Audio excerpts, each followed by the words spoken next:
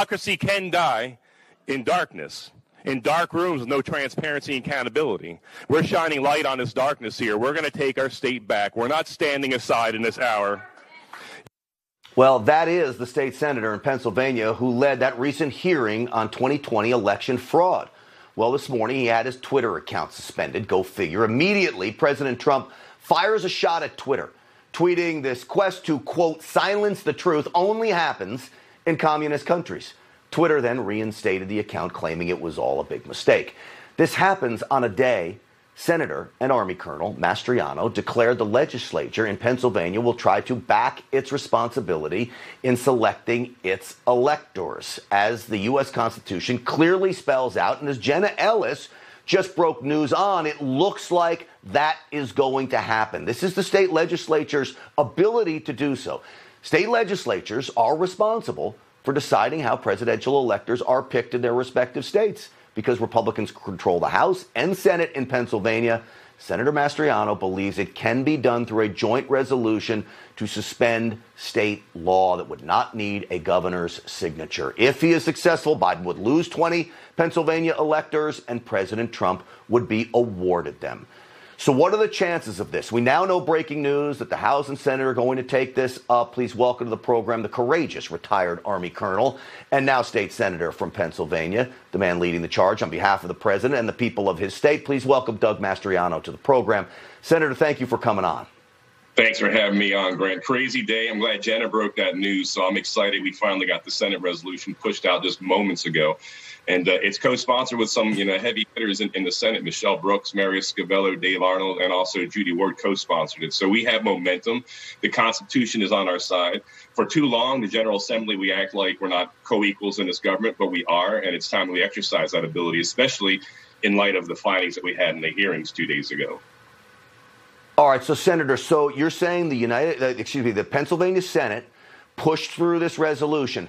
The House has to take up the same resolution, a similar one, then you match them. When will the House do that?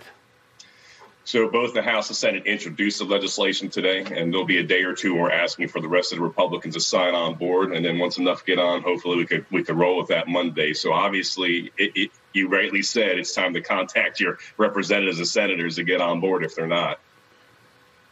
Absolutely. Okay, so one of the problems now in Pennsylvania is this election has already been certified. We know this court appeals judge threw out the stay in that. So technically, it's been certified.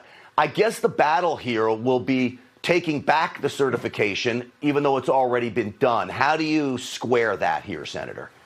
So part of that is the Senate resolution, because we're saying, look, Governor Wolf didn't look into any allegations and blew them off. Secretary of State Bookvar blew off all the allegations of shenanigans.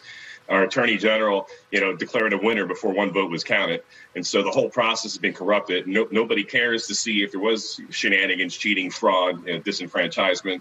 And so we're going to rise up and say, look, constitutionally, we had the final say on who the electors are. You certified an election that can't be certified because you didn't look into the allegations of cheating.